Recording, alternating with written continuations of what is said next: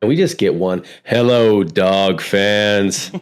Let's go, baby. We're 30 days out. Richardson, he has a high bar for what he expects from his guys, and he wants them going 100% all the time. This is somebody who will embrace that willingly. So, and you can see it in his game. Like, it's already there. The swag is there. I can understand why anybody would, suggest one of their favorite prospects in the class.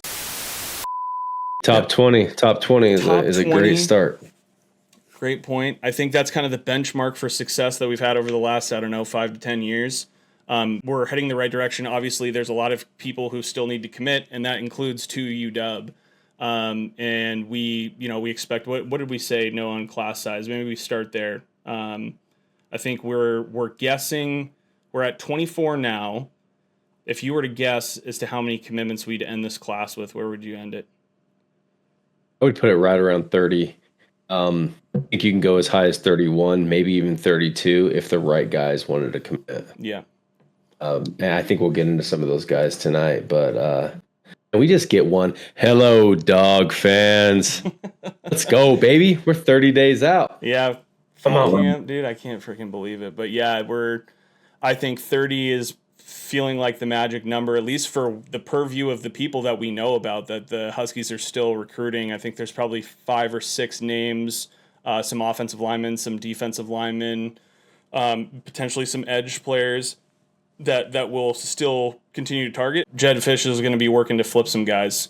And I know there's the moniker, it's flip season, here we go. Yeah, you're going to see a bunch of flips. I'm not saying that we expect to see a ton, but to think that there's not going to be any flips coming into UW is kind of naive. Do you remember when we were sitting right around like 16, maybe about 2 or 3 months ago? I posed a question.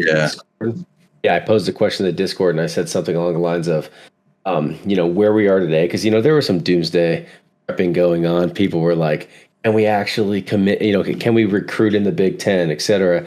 I posed the question is, would you be okay if I said to you right now, I will guarantee you the 6th spot in like a top 22 class? And I think everybody was like, yeah, we would take that.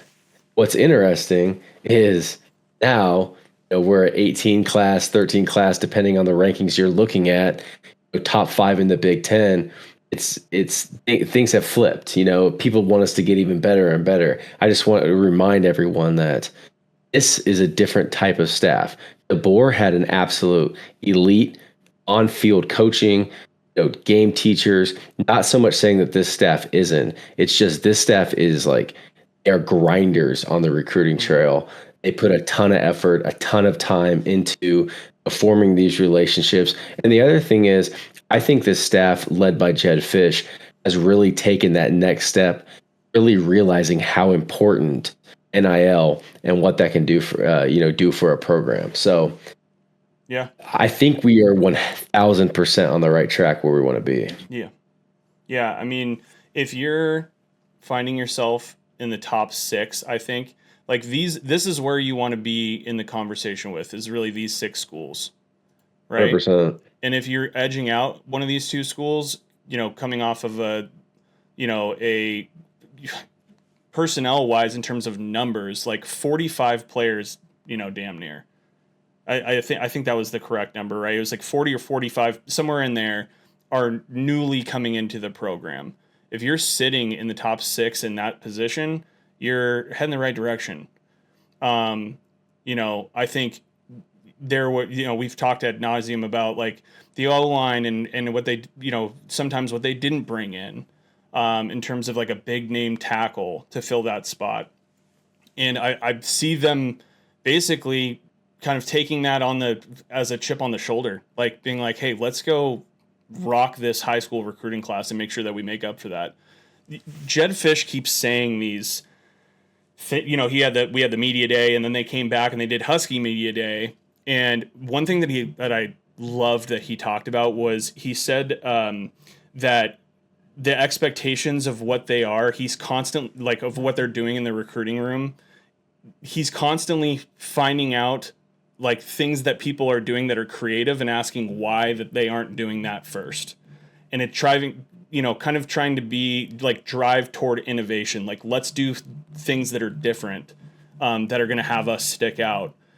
And I think you're going to hear over the coming weeks some big changes within recruiting. I've kind of hinted towards this on Twitter. I put out a tweet that this was, this change to the number of scholarships was just the start of things to come and bigger changes. There's going to be a change to where things are going to level out, and it's not going to be, they're going to make big steps toward it not being just whoever has the biggest NIL budget gets the most amount of good players.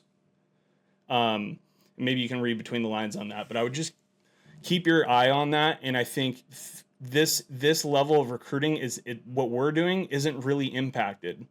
And so we will stay the course, but some of these other schools, they've got to make some big adjustments is what I'll just say. So it'll be interesting to see, but let's, anything else before we talk about the 7-8 players that we didn't cover on the last podcast that you guys want to say, just in a general recruiting front? Yeah, I think honestly when we talk about the 45 players, I think Coach Fisch hit the nail on the head when he said that there's at least 30 players that started spring or fall practice today that weren't on the field or in the building for spring practice. Yeah. And that's transfers, high school players, whatever.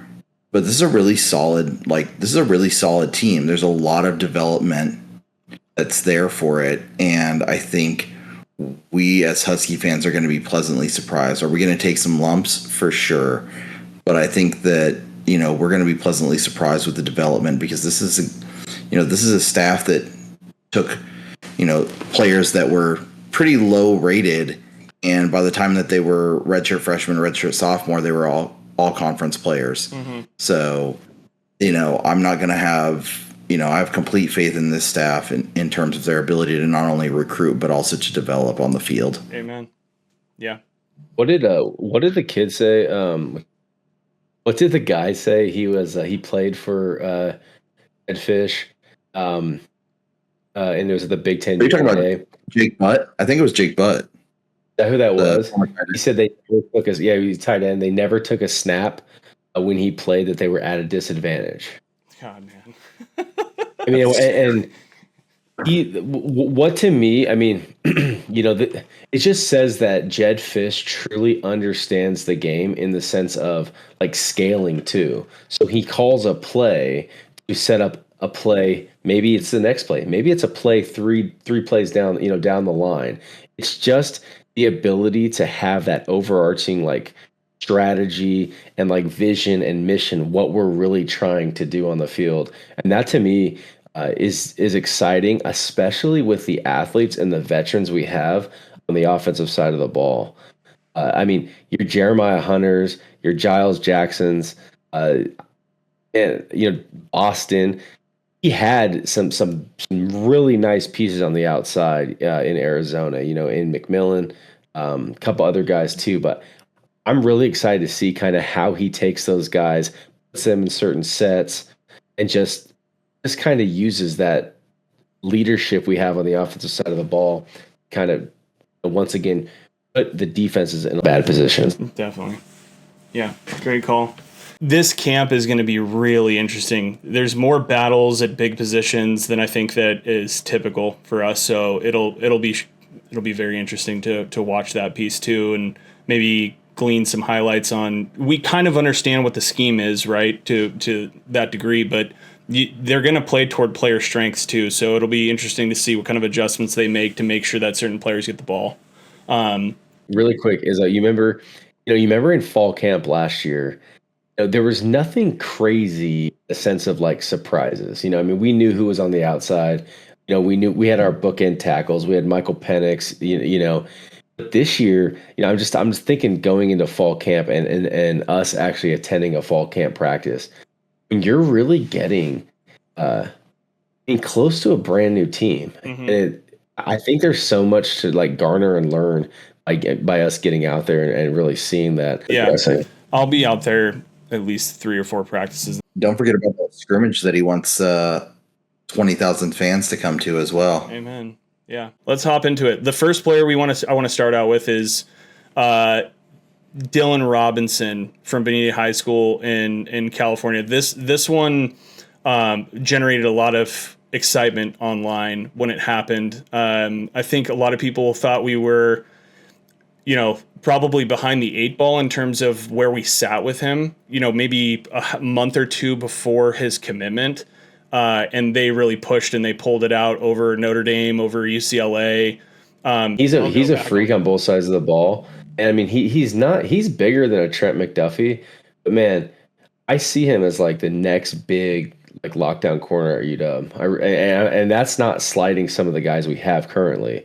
I'm just saying I think that this kid has, elite just playmaking ability, all skills, he can be a lockdown corner for a lot of years to come for UW. If he's willing to put his head and nose right on the ball like he does in these last couple shots here, I quick enough to be able to come up and make plays like that. And you'll play early and often. Who's the kid who went to Carolina, played for the Panthers, got drafted 5th round cornerback? Oh, Keith Taylor. That's a great one right there. Keith Taylor. So what I was going to say about Keith Taylor is, and Dylan Robinson is, he's got the length like Keith Taylor, which once Keith Taylor kind of really got the position, understood spots he was supposed to be in, understood kind of like the give and go and the push a little bit with his like safeties. He was a showstopper. This kid's a lot more athletic with the length though. Right. If you remember, Keith was kind of awkward at a young age, but because he was like 6'4", 190 pounds. But this kid is like, he just looks so much more fluid these are junior highlights. There's a reason he's the number 8 athlete in the country. Yeah. And you just turn on the film and you can see it. That's a kind of the best way to sum it up.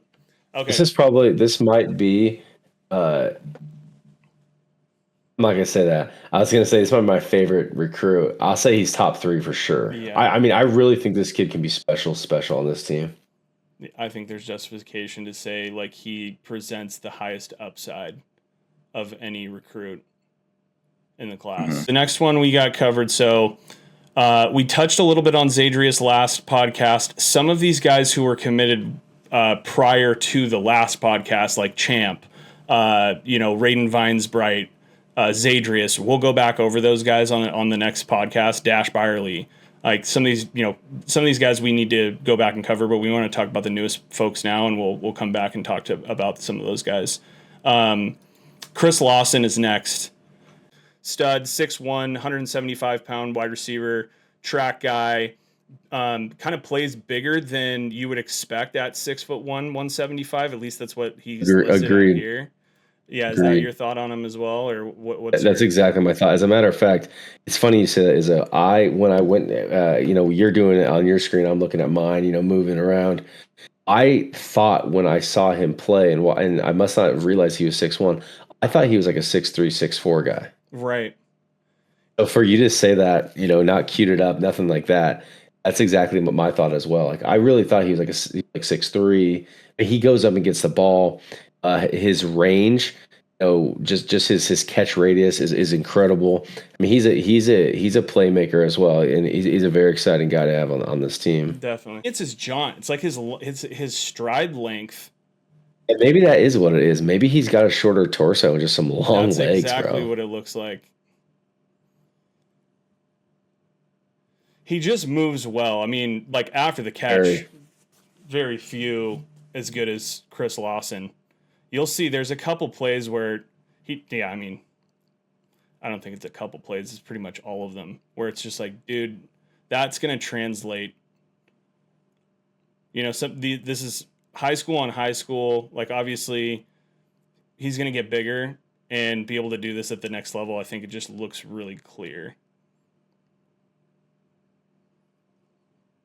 I love the way in this clip here he was able to throttle down, avoid going out of bounds on the sidelines, and then break 2 tackles and go upfield. Yeah. Like just the slipperiness right there, and then he's like, "Okay, I'm gone."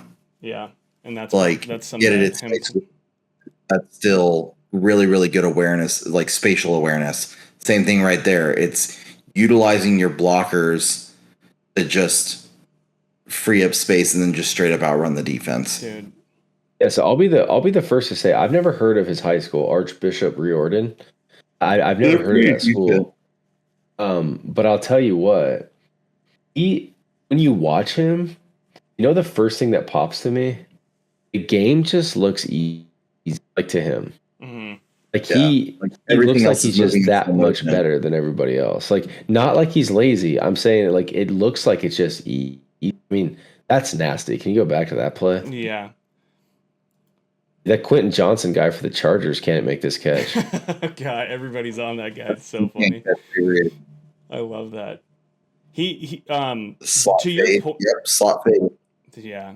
Oh, that's nasty. I love that. What were you gonna say, Izzo? I blanked. To your point about him, like the game just kind of coming naturally to him. One of my good buddies from high school, he played college football at Kansas, and I asked him about running backs the year actually that Tybo Rogers committed to UW, and there was 3 running backs that we were after, and I sent him all 3. Rogers was the lowest rated of the 3. And he said, "I'll be honest with you, Rogers is the best out of all 3 of these guys," and that ended up being true. Obviously for the short stint that he was at UW, but he said to me, "There's things that you do not learn that are at this age are not learned through you like going through drills. There's stuff that you honestly pick up on the playground and watching your favorite players like do jukes and spins and how they are in space and." He plays like he's on a play. I mean, like he obviously is disciplined in his route running. He looks crisp, for his age.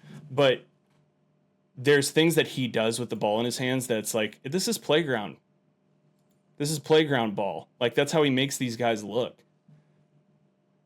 Like he's got that innate ability to make guys miss, and he'll take a slant and just take it to the house. I mean, that's to your point, is I think that's like he just has that just that natural gift to always make someone miss. Right. I mean, that catch right there is filthy. Dude, you know who he kind of really reminds me of? Flop fade because he's looking over his left shoulder, adjusts and catches the ball over his right. Dude, like he reminds me a little bit of Jeremiah Hunter.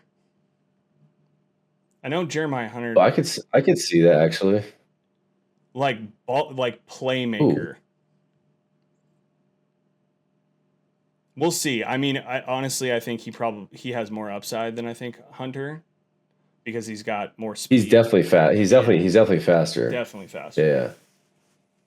But I'll tell you what though, Jeremiah Hunter's not to get on him because we're talking about Chris Lawson, but Jeremiah Hunter's snatching the ball out of the air and high pointing the ball. Yeah. Is elite as hell. Yeah. I mean, it's elite of elite. Yes, agreed. That's like his MO. Totally. They're not. I like this kid though. I mean, that's nice too. All right, Chris Lawson, we've had enough. But that. I like that kid. Hey, Kevin Cummings. Yeah, nice work, kid. Nice work. Great get, man. Great get. Obviously, you already know that. You know what you're doing. But yeah, and I think seal of approval already. So dude. I know you're not done. Little nugget on specifically Chris Lawson and Archbishop Riordan. There's like 3 or 4 players in the 2026 and 2027 classes that are studs. Are on that team that UW has offered that have significant upside. Let's hop over to Ryland Dillard Allen. He is a tenacious player, and he's in the right spot at the right time, can hit, can pick balls off, great in coverage. You just got to see him put on the weight. But I think when Noah and I were talking about him, and I don't want to steal your thunder here, Noah, you said that this is a kid who like very clearly loves the game. Super rangy. I mean, just everything about him. He wants to take your head off, dude. I mean, that's what you want from a defensive back. There's a kid in this current class. I'm sorry, the last class we got, that was very iffy. That we said he was like an NFL prospect type player at the safety position, but he just didn't know if he wanted to play defense. You have to play defense, especially at this level. You have to have that like a little bit of a screw loose mentality, and I think RDA has that for sure. Yes, I would agree. Now, obviously, whenever it's hey, the key here is, hey, just have him put on weight. For a player, typically you would, if you say that, you're like, I don't feel great about that. Is this a project? Sometimes that has to do with like you have to make a body change and you have to make changes or coach him up on intangibles and different things like that. For RDA, you have like a painting that's already almost complete. The game, like Lawson, comes naturally to him, and that's the checkbox that you need to check. Otherwise, everything else, because of the love for the game, he's going to be, steadfast on development. When you have a coach like Richardson, he has a high bar for what he expects from his guys, and he wants them going 100% all the time. This is somebody who will embrace that willingly. So, and you can see it in his game. Like, it's already there. The swag is there. I can understand why anybody would, suggest one of their favorite prospects in the class. Let's move on. Another big get there. By the way, I'll just say one more thing on RDA. RDA is a Jedd Fisch, Richardson guy. I think early on, as soon as the staff came to UW, I was getting messages like, hey, you can kind of chalk this one up.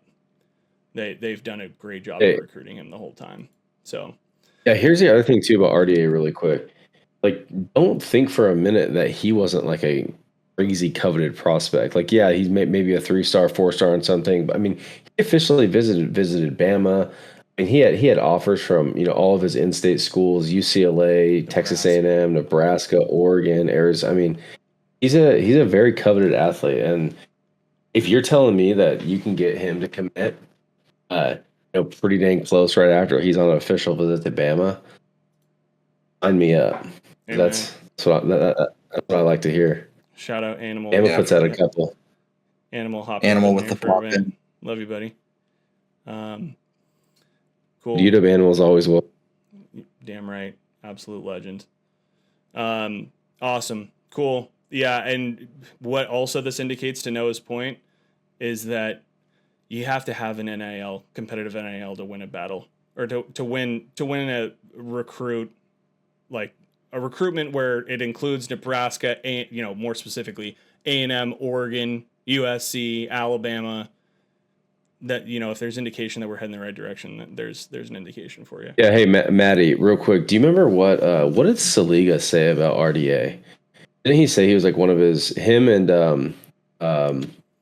Desmond? He loved Desmond Roebuck too. Yeah, Roebuck. I think RDA and Roebuck were like some of his favorite players coming out of like the Phoenix area this year, correct? Yep. Well, Roebuck, I know, but the same thing. Yeah. From awesome. Arizona and general. Shout out to Saliga, always much love. Let's move on. Ramons Adams. Anything specific you guys want to cover with Ramons, other than pulling up his tape? Athletic background.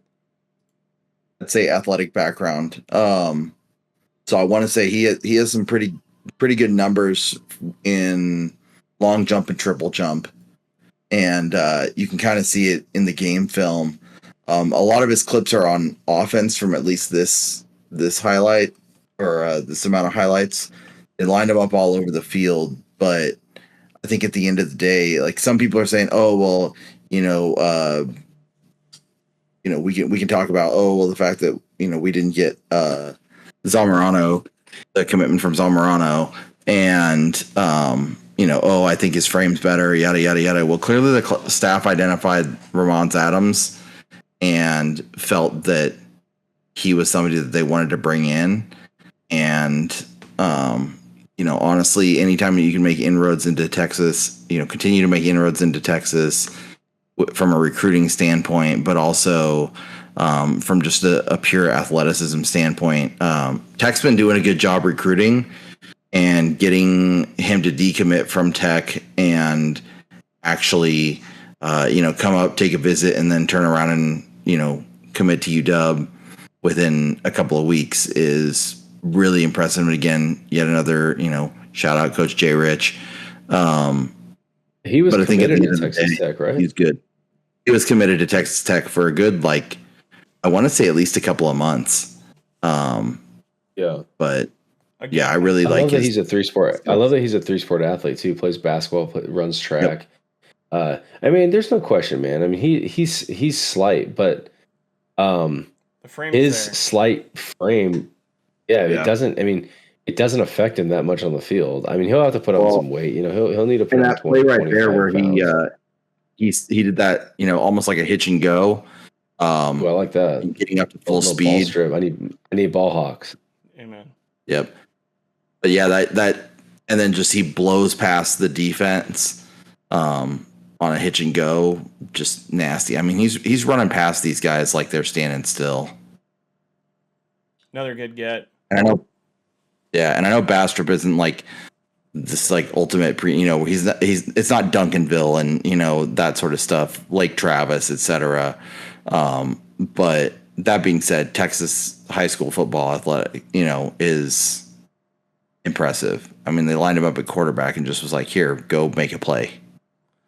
We weren't hearing this name really at all. I know I wasn't. But for our coaches to take his commitment when we know for a fact there was some pretty higher ranking 247 on 3 guys we were after, whatever that really means.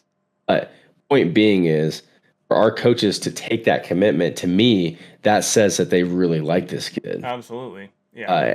You know what I mean? So, and I'm definitely in Jay Rich we trust, because I think he is one of the elite EB coaches in the country. And I'm not just putting that out there just because he's on the UW staff. I think his work kind of shows for that. So if Jay Rich says this kid can play and develop into a power 4 starter, that's rad. Yeah. Amen.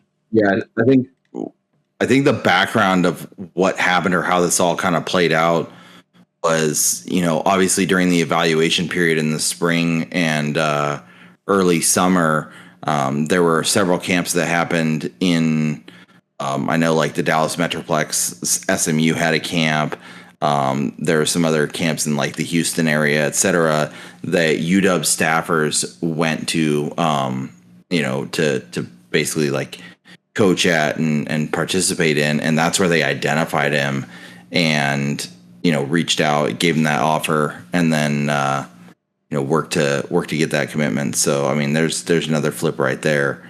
I like how they've gotten some guys that are okay, probably going to play as a redshirt freshman or could potentially play as some snaps as a true freshman.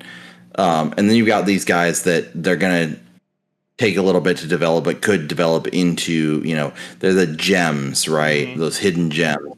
And I think that what this staff has really done a great job of so far, just in the 2024 class, is identifying both and securing both. So you have a guy like a Dylan Robinson, who's got a lot better, he's got a great opportunity to start at a earlier age, and then you turn around, and I would also consider into that realm. To a certain extent, he just needs to show a little bit more physicality, which I know he's been working on. But then you have a guy like Ramones Adams, and it's okay, cool. And the question has been posed multiple times, well, how many defensive backs are we taking? Well, we're going to lose potentially up to 6 defensive backs, anywhere between 4 to 6 defensive backs. So you've got to naturally replace that. And I think that the staff is more interested in replacing that out at the high school level, and maybe adding 1 or 2 in the portal versus, going a little bit more portal heavy and, risk losing out on those types of battles. That's a really good point, man. Dude, in this era, dude, you can never take too many at any position. No, it's just the reality of the era we're in right now. Also, what do we talk about too? I mean, if we're going to 105 scholarships, that's what I mean. Don't matter. We've already seen as UW fans what it looks like to not do a quality job of consistently recruiting the defensive backs room. We don't need to go back to 2022 and we had those couple of games where we were playing walk-ons against Arizona State because of injuries and lack of depth. UCLA, exactly. Like nightmares. Those types of situations. I think that's something that we definitely don't have to worry about now. Yeah. I mean, and not to beat this dead horse because I want to get into these trench dogs. Think about where we were a couple years ago too, with our middle our interior linebacker room too. Yeah, I'm not going to name names. I'm not here to throw any shade at any of our ex dogs, but I mean, you can't miss year after year at certain positions. And I mean, having an abundance of riches is what makes elite programs elite. Yeah. Year after year after year, you lose guys to the NFL, you lose guys to the transfer portal. Oh, but guess what? We got 7 more in the cupboard. Yeah. So, yeah. It seems like quarterback, wide receiver, and defensive back. I feel like I'm really not concerned about that for the future for it seems like we're really checking those boxes to say the least. Yeah. So getting into this next guy, because I know where you're going. Yeah. Is looking actually at our offensive line. This year, my concerns. Just with actual on field, like a veteran presence, I felt like we were a little bit lacking. We've piecemealed a pretty nice, talented offensive line together, but talking about for the future, I mean, we have a ton of young guys who we could end up having, like, in my opinion, a top 3 type Big Ten offensive line in a couple years, and I really believe that. Yeah, I mean, Brennan Carroll's done nothing but prove that he can take guys and turn them into, like you said, we're not throwing shade, but there's one of the players from Arizona. He came in. I guess I'm not throwing shade. I'm just making a comment on him. Wendell Moe was one of the kids that we wanted. And when Wendell Moe came in, he was real big. Like, I think he was 400 pounds. Yeah, huge. And that guy is he's like a projected NFL guy. I feel like offensive line coaching is one of I felt like the first 4 or 5 years, everyone would constantly question recruits that, or not everyone, but a lot of people would question the recruits that Scott Huff would be in, and he would constantly prove you wrong based on what he would produce on the field with the offensive line. And it feels like Brennan Carroll, we should learn from that and look at his body of work and kind of be patient with him, for lack of a better word, because there's question marks on the offensive line. If he can make this offensive line that we have right now into a halfway decent offensive line, the Huskies are going to have a phenomenal year this year and exceed expectations by a long shot, because it's pretty much I agree with that for sure. Yeah. So, anyways, my point with that is Loan Coleman Brusa is one of these guys that is a Washington kid, not being coveted by your A&Ms and your Texas and USC and Oregon and stuff like that. But when you watch his film, understand what Brennan Carroll has done with less than this, and then watch it and be like, and try to where's if you're a savvy a film evaluator, you can spot things and pick them up and say, hey, we need improvement there. But this tape right here screams like this kid is going to be a very, very good interior offensive lineman for UW.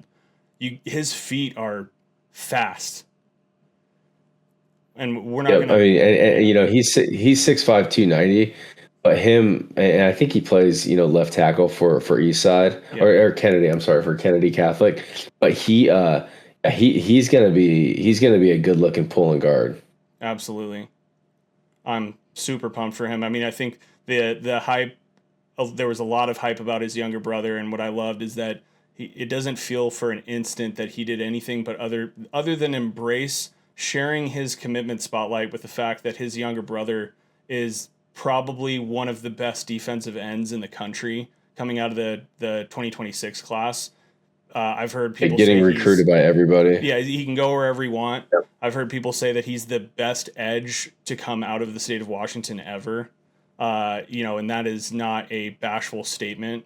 And dude, I loved seeing that people, myself included, I even sent a tweet out like, hey, you should pay attention to this fact that his brother is, this highly coveted kid in 2026 looks really good. And he got a crystal ball for UW right after his Lowen committed, and his brother embraced all of it. Of course, right? You would think, but sometimes, man, that's your shining moment, and you got to share that with your brother. And I just thought that was cool.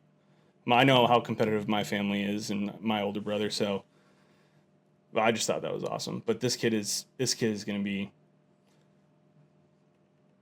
Yeah, I love this kid for interior offensive lineman down the road. I mean, I really do, especially getting the ability to, in high school play offensive tackle. So he's got the feet, but then being able to take that and then just be absolutely explosive at the point of attack on the interior offensive line is going to be huge.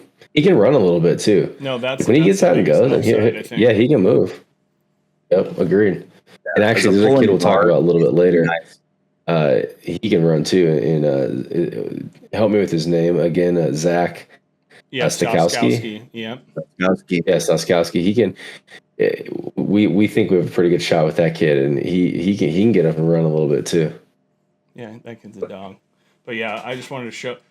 Not a lot of people dive into game film on every recruit that we get, but we're freakish nerds, and that's why we have this podcast and whatnot, and we do our thing. But this one was one where it's like, I don't care what I'm not going to look at his rating at all. Like, it's very clear with he's so compact and he has such good feet. There's like a canvas there, and it seems very unlikely, knowing Brennan Carroll's track record and knowing this is a football family, that this kid's not going to continue to develop, but also, like, my opinion, he's very underrated. I'm trying to figure out what his knock is. I mean, like, I guess pass protection. I mean, does he have shorter arms? Maybe. Yeah, maybe. But again, like 6'5" on the interior offensive line. It's hard to tell because he's so big.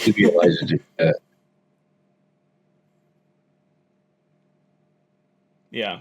Sometimes you take like the 285 tackle and you're like, all right, we got some work to do. This kid is not very far off from being exactly where he needs to be physically. You can chisel up, of course, he's in high school, but it's pretty clear that you've got a surefire thing. High floor guard. Cool. For sure. Anything else on Let's do it. No, I'm excited. Hey, man, let's get one. Let's get two Coleman Bruces, man. Well, I'll take them. Amen. I'll take them all. Back to back, kind of like baby. It's kind of like the third Hatchet brother, man. Yes. I read an article the other day about him. He's turning into a hell of a football player too. Let's take him. Let's just take them all. I'm with it. Bring him on. But does he hit dingers? Okay, Siskowski. So crystal ball to UW. We'll go through this quick. Was committed to Minnesota. Has been for some time. Took a visit last weekend to UW for the what was the name of the event? Luau at the lake, or Luau on Montlake. Luau on Montlake. Say that 10 times. Yeah, he rode that boat from Minnesota all the way to Montlake, baby. With that Sikuma. I don't think we're breaking anything here. We're not, we're obviously the kid has to commit still. Yeah. He hasn't yet. There's players retweeting him saying dog. Typically if you want to look for a sign that's reliable when it comes to sleuthing, Matt will tell you this, that when players are like that quote tweeting you and saying dog and purple umbrella emojis, pretty clear sign that things look good.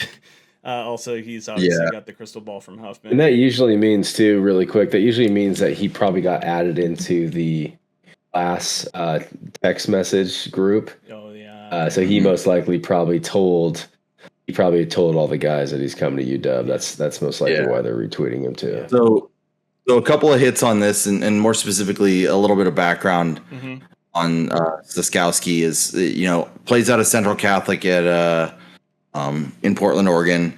they've historically been a pretty damn good team. Now, obviously, the past couple of years, you've had your Westlands, you've had I'm trying to remember who won state last year for Oregon, but you typically, like, prior to that, Central Catholic was a powerhouse, and they're a pretty run heavy offense, but they like to do a lot of stuff with the screen game and everything else. And I think just what Staskowski brings to the table in terms of potential is that quintessential prototypical tap goal.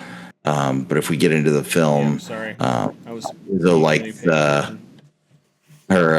Noah likes to discuss this, but I really, really like his movement skills, and I love how he finishes blocks.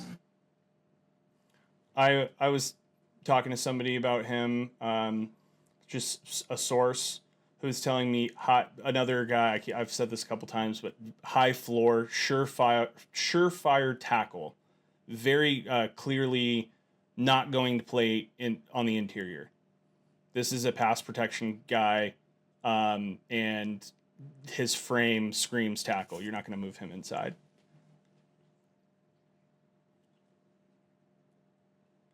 Yeah. Love that he gets to the second level super well, finishes there, can make blocks in open space.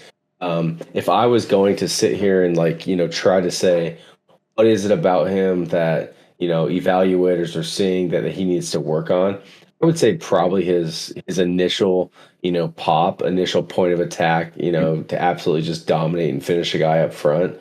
A little bit of a catch there, but you see, once he kind of gets his hands on a guy, he absolutely is a pancake machine.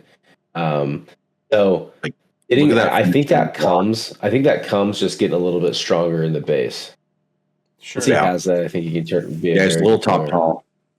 Yeah, that's fine. There's a clip in this where he literally just rides the defender all the way, like 60 yards. He's blocking him like 50 yards down the field.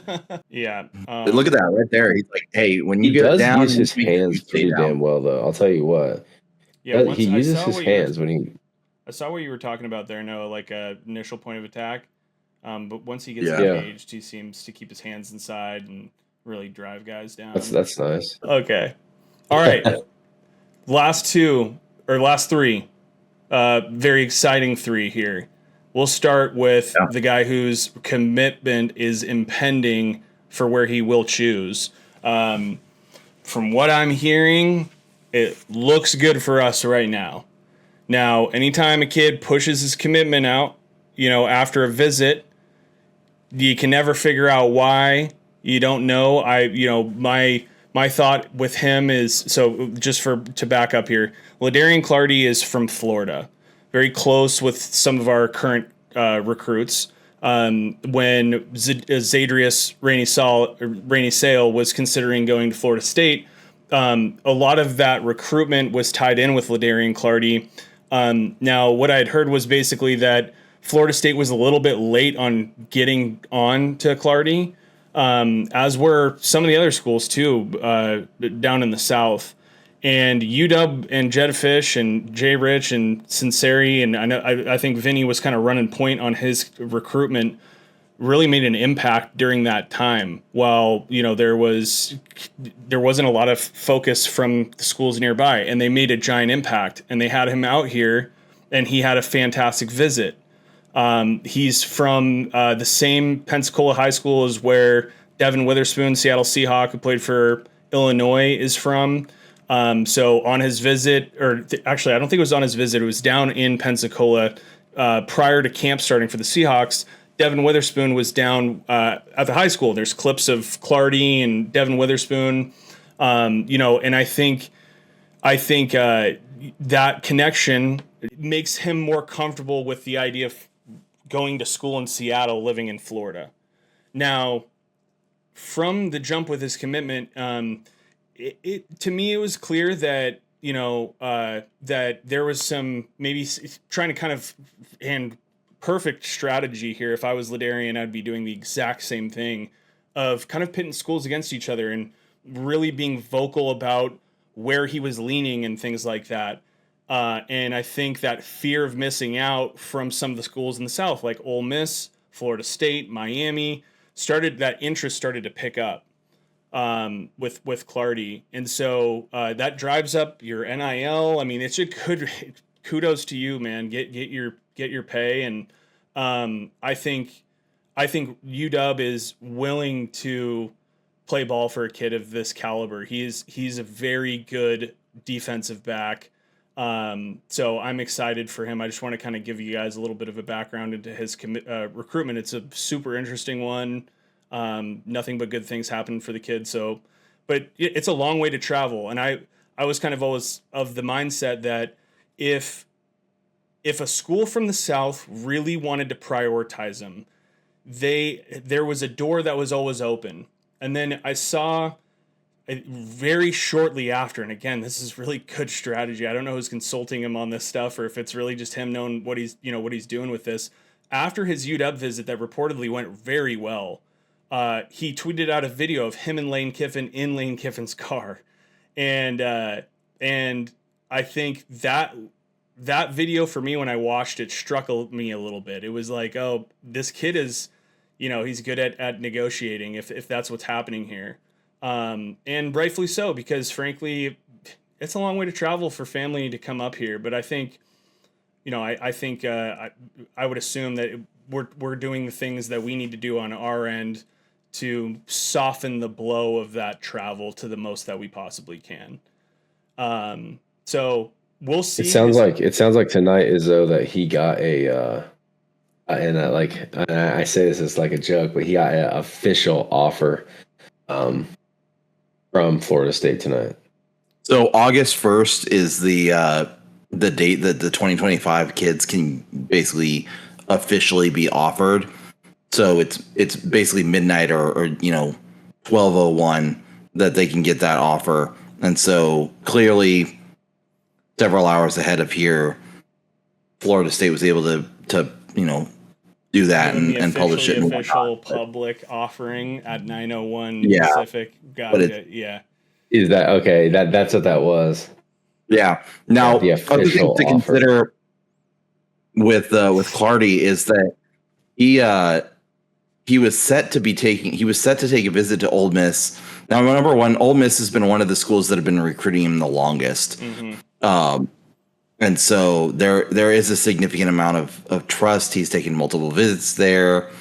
But he was supposed to be taking a visit there today after his UW visit, and he didn't visit. He didn't end up visiting. I think that was the last thing that I saw. That's fantastic news, to be honest. So obviously, and then, basically Tuesday or whatever it was is, or maybe it was earlier today that he pushes back his commitment and, hasn't announced when he's going to commit, but it's not necessarily the worst thing in the world. Having him up here for seeking missile is huge. Yeah. Yeah, man, dude, this kid is ferocious. He's kind of nasty too, in a good way. Yeah, swag. He talks a little ish too. Yeah, he got that swag. But I'll say, I mean, I know we're hearing good things about him. You pull this kid out of Florida, like Pensacola, right? I mean, dude, that's a hell of a coup to be able to go into Pensacola and get a kid like this. It is man, it cannot be understated. When can you name a bigger a blue chip kid from Florida going to UW? Can you name a more kind of just off the beaten path? Yeah. Obviously, we're not going to talk about Michael Penix originally being from Tampa, but he was not a blue chip recruit. Yeah. So I'm talking just going and getting a blue chip recruit out of Florida as a high school senior. You know what I mean? That is phenomenal. And he's I said Paul. Charles Frederick's got to be the last one. Yeah, dude, that is insane. This is what Jedd Fisch is doing, you guys. This is the difference. The coast to coast connections as well. And of course, people will sit there and joke and be like, haha, this is going to be, Jedd's recruiting him to Florida to come to Florida in 2 years or whatever. I'm like, going back to the whole like Jedd thing, I'm not going to get off topic, but like I just sit there and laugh at that. I'm like, that's so stupid, bro. Who wants the Florida job these days? Dude, that's asinine.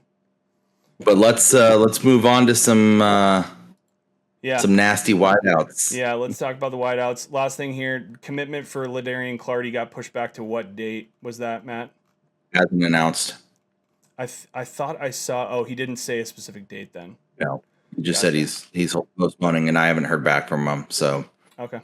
Okay, we'll see what happens. 43 offers is just so funny how things go down these days. Yeah, I'm telling you now, this kid wrote the book on how you negotiate an NIL increase. Well, and I think what's great about it too is that like you said, he wasn't being recruited heavily by in-state schools, and it wasn't until after Washington offered that he got a Florida State and Miami offer. Yeah, it's like he had the Ole Miss one. But I'm like, how do you not offer? You're in Tallahassee, the kid's in Pensacola, and you don't offer and that can rub some people the wrong way. And we got two more big time wide receivers here.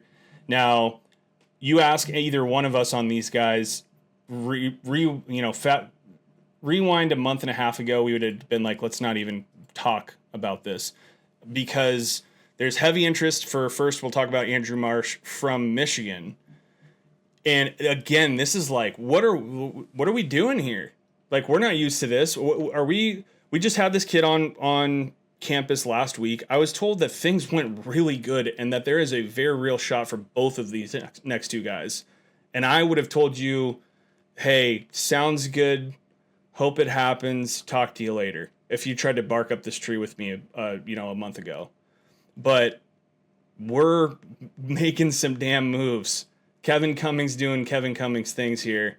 We've already got 4 guys in the boat here. And now we're talking about looking at, I'm not saying it's happening, but if you get either one of these two next guys, Andrew Marsh or Phillip Bell, that's incredible. I mean, some of the guys some of the Twitter accounts we follow, I was seeing them talk about Andrew Marsh like he is the best wide receiver in the country. He's that good. Let's pull up the tape on Marsh. Anything you guys want to say about him? I mean, for him to be that good, plays at Katy Jordan. I mean, he's a stud, man. I mean, he's real deal Holyfield. I mean, he does everything. There's literally no weakness in his game. Look at this. Look at this. Get off me. The hizzy. Yeah. I think the only thing that you could potentially knock is the fact that he's 5'11" and he's not 6'3", but that doesn't matter in a wide receiver. Like, not anymore. I mean, it does, but it's just, what are you asking of him? Like, because if this guy's going to play the slot, he doesn't necessarily need to be 6'3". That's why it doesn't matter right there. Yeah, it like the athleticism is off the charts, so you don't need him to be 6'3" for him to be a 15. No, look at that catch with radius. 15 touchdowns and 1,400, 1,200 yards. Yep. We should just sit here and marvel at. Quarterback is not accurate either. Like, he's having to make some acrobatic catches. And the same thing right there, just with Chris Lawson. It's like he's making things look easy. Yeah. Yeah, this is another kid that's like not just getting offers. I mean, he is being heavily pursued by every blue blood in the country too. Mm-hmm. He's a showstopper, man. I mean, if we got him, he'd be the cherry on top of this class, man. It would take this class from, best case scenario of number 18, number 17 to now best case scenario of like number 14, 13, and like the number 3 class in the Big Ten, number 4 maybe. We'll see how some of these other guys, but this is like, if you pull one of these two receivers and if it's Marsh and Clardy and you get those two, that like instant success, no matter what happens the rest of the way. The class is unbelievable for a first-year class, and Jedd is absolutely living up to the expectations that he set with the fan base. So, yeah. I'm really excited to watch this film and then go directly into watching Phillip Bell's because you'll just kind of be able to see what. Obviously, these are their highlight tapes, right? But I mean, like, it'll be exciting to kind of see the difference in these two. Yeah. Matt, do you want to tell us a little bit about Bell's recruitment? Yeah, I mean, we're gonna hit the unfortunate part first. He lost his mom a few weeks ago. Gotcha. And pretty suddenly, and I think that's thrown a significant, obviously he's taken a significant step back in his recruitment. And it's also led a lot of people to speculate, oh, well, is he really going to leave, SoCal kind of a thing. Gotcha. That being said, Tom Loy is, pretty positive and optimistic and said he wouldn't, he definitely wouldn't be surprised if the Huskies end up pulling this off for him. And that's a huge deal because for the longest time, it was considered USC Ohio State battle, and anyone else was on the outside looking in. And obviously, he also took an official visit to Penn State, but you're talking a situation where UW and this staff, and he's visited UW multiple times, but this staff has done a hell of a job continuing to recruit him and being relentless, and then potential relationships with Dash Byerly and again Andrew Marsh and that sort of thing. And it's like, okay, could we really seriously see a situation where we take anywhere between 5 to 6 wide receivers in this class? And the answer is, for these type of players, yeah, sure. Yeah. It's just, I mean, for us to be talking about winning recruiting battles against Michigan, Ohio State, USC for 2 wide receivers with a first year head coach is something that is Chris Peterson-esque. And so, like, I'll say it right now. I'll go on record. If he pulls this off, and we're heading into 2026 sitting with a crystal ball for Derek Coleman Brusa. You've got Ansu, the running back athlete, the 4-star kid that we've got committed, and who's the other 2026 kid that we have committed right now as well? Sorry, the kicker, the kicker from the number 1 kicker in the country. That is a hell of a start to 2026. And what I was going to say that I felt like is something that is going, making a shot in the dark here, is that Jedd Fisch will be the best, arguably pulling better recruiting classes than Chris Peterson was. Yeah, and I think volume or just in general, like, again, looking for a little bit different caliber. And I think the other thing that could potentially help out as well is, depending on how things shake out with Phillip Bell, is high school quarterback as a 2026, QB recruit. So there's those connections as well. I got a trivia for you. He said Chris Peterson. Who's the Mission Viejo wide receiver that Chris Peterson got to sign at UW in his tenure? Ooh. Who didn't? Xavier. Who did he? Is he from? Is Xavier he from is a Fresno area kid. I said he did get him. Austin Osborne's from Mission Viejo as well. Man. I was gonna say, I thought Austin. Yeah, good pull there. I'm optimistic. Does not quite capture how I feel about how things are headed. Like, to just think, the season hasn't started. We have to play some football, but seeing the talent acquisition after the portal was good, and there was mud on the parade because of the offensive line stuff. We wanted a big name left tackle. Some things went left. This is what we needed to see, man. We're 30 some odd days away. From a podcast perspective, man, we'll really start ramping up. We'll definitely do our Izzo and I will definitely do our longer show kind of kick off, position, maybe do an offensive pod, do a defensive pod, do a prediction pod. So get ready for that. We're excited. And we got some really fun news coming up as well in regards to the podcast, and it's exciting. So we appreciate you guys all our subscribers, etc. Man, we thankful. We're dog fans, man. Mm-hmm. No, Yep. love So you, Matt. Love you as always. Thank you guys for doing this, and with that, go Dogs. Go Dogs.